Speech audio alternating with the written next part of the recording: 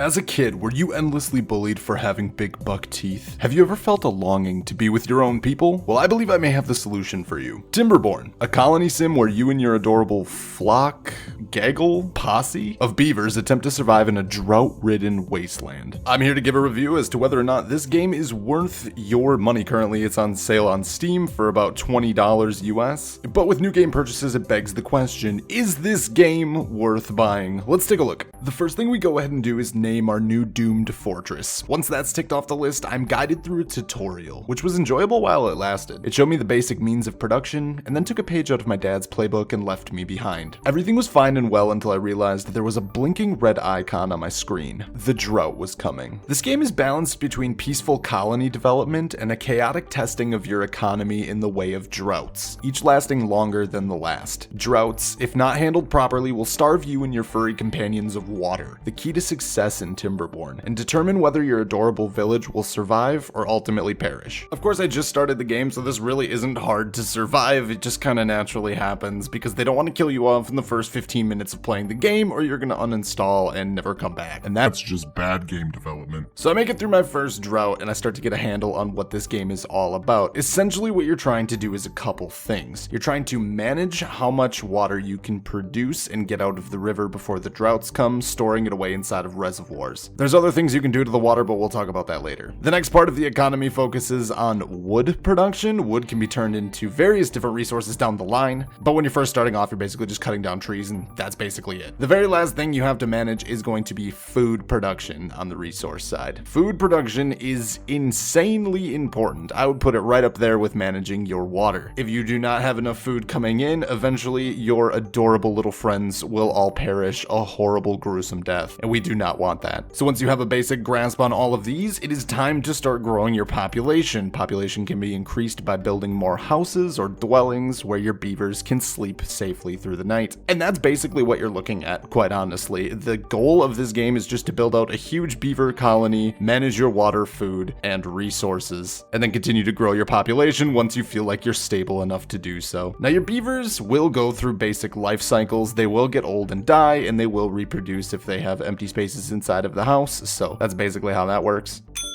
And that will carry you pretty far into the early game. But there will come a point in time where you start unlocking technological advancements through the way of science or research or whatever this game calls it, which starts to get a little complicated. So you are introduced then to electricity or power. The power in this game is actually kind of fun. I don't know quite how to describe it, but basically you have to build like electrical channels from the river where the power is mostly produced to your different buildings. And this is where like a big degree of the skill of this game comes into play, is kind of how to lay out your city so you can effectively run power everywhere. Now, I did not do this. This is my absolute first playthrough, so everything is just a chaotic mess. But you really want to be strategic and think about where you're going to be placing down structures, because ultimately you are going to bottleneck yourself in the future when it comes down to adding more buildings that require more power hookups. So let's say you get a grasp on all of that. Then you are transitioned into turning raw resources into other resources. For example, potatoes can become grilled potatoes, which produces more food for your beautiful little civilians. Wood becomes planks. Planks become gears. Somehow I thought gears were made out of metal, but that's not important right now. This is a game about beavers, damn it. And so on and so forth. You get the idea. You flesh out your technological advancements, grow as a society, and unlock the ability to do cooler things. But the main focal point of this game is around water, which I'm going to admit I don't fully understand how to manipulate the water. I guess really I didn't get as far through the tech tree as I probably could have because I was way too busy planning out my farm fields. But essentially you are able to control the flow of water in this game via damming, via explosions with dynamite. Like, there is a ton of stuff you can do to manipulate the water levels when the droughts come. For example, if you dam off a portion of the river, it will retain water even though the rest of the river dries up once the droughts do come, if that makes any sense. Water manipulation in this game ultimately is huge. It's very, very clear to see once you survive your first couple droughts. The problem is that manipulating the actual riverbed itself requires explosives, which is basically the last unlock in the tech tree, so have fun getting there. I ultimately wasn't able to. I died purely because all of my beavers ended up extremely thirsty because I was not playing as efficiently as I possibly could have with dams and things like that. Ultimately, it came down to 3 children beavers left, and I watched them one by one as they all died of dehydration. I was beyond devastated. So yes, it seems weird that a colony sim is focused around beavers. I promise you that is a selling point in this game, though. It makes a ton of sense and it makes for a really good time. I'd put this way over all of the other colony builders I've played so far. I had a very, very enjoyable experience with this one. I would say overall, I'd give it a solid 8 out of 10. Missing points is simply due to it being an early release and having a lack of content. There are some things I would like to see added into the game in the future. I'd really like to see resources come back to you if objects are destroyed, and maybe the tutorial kind of expand upon how to deal with water effectively, because I just genuinely don't understand it. But overall, at $20, this game is a definite buy from me. Absolutely earning that 8 out of 10. If you played this game, let me know down below what you thought of it. I had an absolute blast. I want to thank you so much for watching this video. Make sure you hit the like button down below if you did enjoy it, and I will see you all in the next one. Have a good day, everybody.